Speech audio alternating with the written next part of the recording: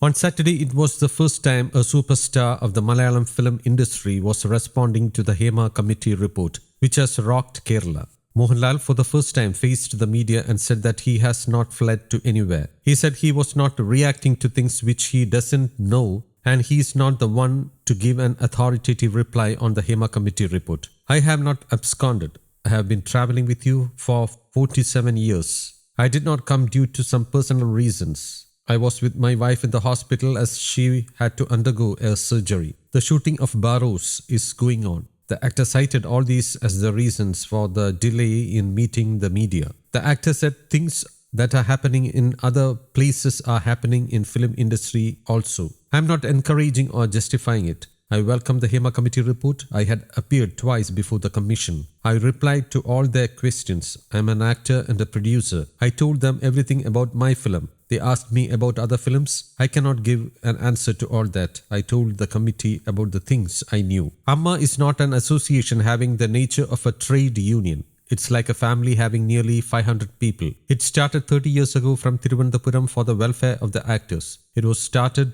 to do some good things to those with us and to help them when they have a problem. Many later joined the association. I have been in it since the formation of the association. I have been the president of it twice. If you ask me why I stepped down as the president, the entire Malayalam film industry has to answer. The Hema Committee report has pointed out many things. We saw Amma's committee being blamed for everything. It may contain errors. Let's talk about it later. When such criticisms came, I thought there should be a platform for everyone to talk. We decided to stay away from it after holding talks with my lawyers and my seniors. The activities of Amma have not been stopped. We distribute pensions and has to give insurance, and we have many other things to do. Tens of thousands of people are working in the film industry. It is a field that has been built through lots of hard work. We come to know about the glory and reputation of Malayalam cinema only when we go to other language films. Please don't destroy this film industry. There is a government, a committee, and police. This is an issue that is in the court, so I cannot comment authoritatively. All I can say is there are tens of thousands of employees. The industry should move forward, the Mohanlal said. ഇങ്ങനെ ഒരു സംഭവം മലയാള സിനിമയിൽ നടന്നു. മോഹൻലാൽ എവിടെയായിരുന്നു, ഒളിച്ചോടിപ്പോയി എന്നൊക്കെ പറഞ്ഞു. ഞാൻ ഒരിടത്തേക്ക് ഒളിച്ചോടിപ്പോയിട്ടില്ല. ഞാൻ നിങ്ങളുടെ ഒപ്പം കഴിഞ്ഞ 47 വർഷമായിട്ട് സഞ്ചരിക്കുന്ന ആളാണ്. ഇവിടെ ഇരിക്കുന്ന ഒരുപാട് മുഖങ്ങളെ എനിക്കറിയാം. അവരുമായിട്ടൊക്കെ നല്ല സൗഹാർദ്ദത്തിൽ തന്നെയാണ് ഇത്രയും കാലം ഞാൻ സഞ്ചരിച്ചിട്ടുള്ളത്. അതുകൊണ്ട് ഒളിച്ചോടിപ്പോയിട്ടില്ല. എൻ്റെ വ്യക്തിപരമായ കാരണങ്ങൾ, ഞാൻ കഴിഞ്ഞ കുറേ നാളുകളായിട്ട് കേരളത്തിലില്ലായിരുന്നു. ഞാൻ ഗുജറാത്തിലായിരുന്നു, പിന്നെ ബോംബെയിലായിരുന്നു, മദ്രാസിലായിരുന്നു. അതിലേറ്റവും പ്രധാനപ്പെട്ട ഒരു കാര്യം എന്ന് പറഞ്ഞാൽ എൻ്റെ ഭാര്യയുടെ ഒരു സർജറിയുമായി ബന്ധപ്പെട്ട് എനിക്ക് ഹോസ്പിറ്റലിൽ ഇരിക്കേണ്ടി വന്നു. അതിനോടൊപ്പം എൻ്റെ ഒരു ഡെബ്യൂ ഫിലിമായ ബറോസ്, അതൊരു 3D ഫിലിമാണ്. അതിൻ്റെ ഫൈനൽ മിക്സ് നടക്കുന്ന സമയമാണ്. വിദേശത്തു നിന്നുള്ള ആൾക്കാരാണ് വന്നിരിക്കുന്നത്. അവരുടെ ഒരു കോൺട്രാക്റ്റാണ്. ആ കോൺട്രാക്ട് കഴിഞ്ഞ് അവർ തിരിച്ചു പോകും. അപ്പം അതിൽ നിന്ന് പെട്ടെന്ന് വരാൻ എനിക്ക് സാധിച്ചില്ല. എന്തായാലും എൻ്റെ സിനിമയുടെ റിലീസൊക്കെ മാറ്റിവെച്ചു. കാര്യം ഈ സമയത്ത് അത് മുന്നോട്ട് കൊണ്ടുപോകാൻ സാധിക്കില്ല. അപ്പം അതുകൊണ്ടാണ് ഞാൻ വരാതിരുന്നത്, അല്ലാതെ വേറെ കാരണങ്ങൾ കൊണ്ടില്ല. ഒരുപാട് പേര് പറയുന്നു ഇങ്ങനെയല്ല ചെയ്യേണ്ടത്, ഇങ്ങനെയാണ് ചെയ്യേണ്ടത്, അത് ചെയ്തത് ശരിയായില്ല. അവർ വരട്ടെ മുന്നോട്ട്. ഒരു ഇലക്ഷൻ വെക്കാം, ഒരു ജനറൽ ബോഡി വിളിക്കാം, അതിൽ ആർക്ക് വേണമെങ്കിലും ഏത് സ്ഥാനത്തേക്ക് മത്സരിക്കാം. നീ മത്സരിക്കാതെ ഒരു തീരുമാനമെടുക്കാം. അവർക്ക് അമ്മ എന്ന് പറയുന്ന സംഘടനയെ ഞങ്ങളെക്കാട്ടിലും മുന്നോട്ട് നയിക്കാം. ഇതൊരു തോൽവിയോ അല്ലെങ്കിൽ ഒളിച്ചോട്ടമോ എന്നല്ല. ദൈവീതം മനസ്സിലാക്കുക. ഇവിടെ വീണ്ടും നിന്ന് കഴിഞ്ഞാൽ വീണ്ടും ആ ആരോപണങ്ങൾ മുഴുവൻ ഞങ്ങളിലേക്കാണ് വരുന്നത്, അൺനെസസറി ആയിട്ട്. അപ്പോൾ അത് നിർത്തിക്കൊണ്ട് നമുക്ക് ഈ മലയാള സിനിമയെ തീർച്ചയായിട്ടും രക്ഷിക്കണം. എന്താണ് അതിലോട്ടുള്ള കാരണം? ഹേമ കമ്മിറ്റി റിപ്പോർട്ടിൽ ഒരുപാട് പോസിബിലിറ്റീസാണ് അവർ പറയുന്നത്. മറ്റ് ഭാഷകളിൽ നിന്നെല്ലാം ഇത്തരത്തിലുള്ള കാര്യങ്ങൾ വേണമെന്നുള്ള നിർദ്ദേശം വന്നിട്ടുണ്ട്. അത് സംസ്ഥാന സർക്കാർ എടുത്ത നല്ല തീരുമാനമായിട്ടാണ് ഞാൻ കാണുന്നത്, ഹേമ കമ്മിറ്റി റിപ്പോർട്ട്. അപ്പോൾ അത് വരട്ടെ. അതിലെന്താണ് പറഞ്ഞിരിക്കുന്നത്? അതിൽ ഇത്തരം കാര്യങ്ങളെക്കാളും കൂടുതൽ എങ്ങനെയാണ് നമുക്ക് ഒരു നല്ല ഒരു ഇൻഡസ്ട്രി ആയിട്ട് ഇത് മുന്നോട്ട് പോകാൻ സാധിക്കും എന്നുള്ളതാണ് കൂടുതൽ പറഞ്ഞിരിക്കുന്നത്. നമുക്ക് എല്ലാവർക്കും ചേർന്ന്, മീഡിയ ഉൾപ്പെടെ, നിങ്ങൾ വളരെയധികം സഹായം ഞങ്ങൾക്ക് ചെയ്തിട്ടുണ്ട്. കാരണം അമ്മയ്ക്ക് ഏറ്റവും കൂടുതൽ നല്ല ഷോകൾ തന്നിരിക്കുന്ന മീഡിയയാണ്. ഞങ്ങളിപ്പോൾ പോലും മനോരമ അവരുമായിട്ടൊരു അസോസിയേഷനിൽ ചേർന്ന് ഞങ്ങളൊരു ഷോ ചെയ്തിട്ട് അതിൽ നിന്ന് കിട്ടുന്ന ആ ബെനിഫിറ്റ് ഞങ്ങൾ വയനാടിന് കൊടുക്കാൻ തീരുമാനിച്ചിരിക്കുകയാണ്. അതുപോലെ കാർഗിൽ ഷോയ്ക്ക് സമയത്ത് ഞങ്ങൾ ചെയ്തിരുന്നു, പ്രളയത്തിൻ്റെ കാര്യത്തിൽ ചെയ്തിരുന്നു.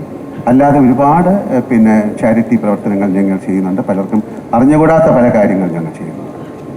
അപ്പോൾ ഇതൊരു വലിയ ഇൻഡസ്ട്രിയാണ്, വളരെ കഷ്ടപ്പെട്ട് പടുത്തുയർത്ത ഇൻഡസ്ട്രിയാണ്.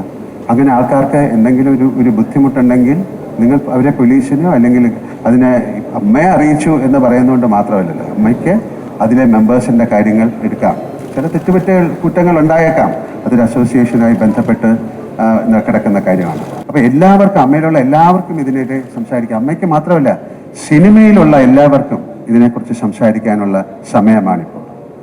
കാര്യം ഒരാൾ മാത്രം ക്രൂശിക്കപ്പെടുക അല്ലെങ്കിൽ ഒരു സംഘടന മാത്രം ക്രൂശിക്കപ്പെടുക എന്ന് പറയുന്നത് ശരിയല്ല.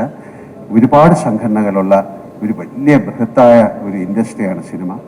നമുക്ക് മറ്റു ഭാഷകളിൽ നിന്നൊക്കെ നമ്മളെ വിളിച്ചു ചോദിക്കുന്നുണ്ട് ഞങ്ങൾ എന്താണ് ചെയ്യേണ്ടത്.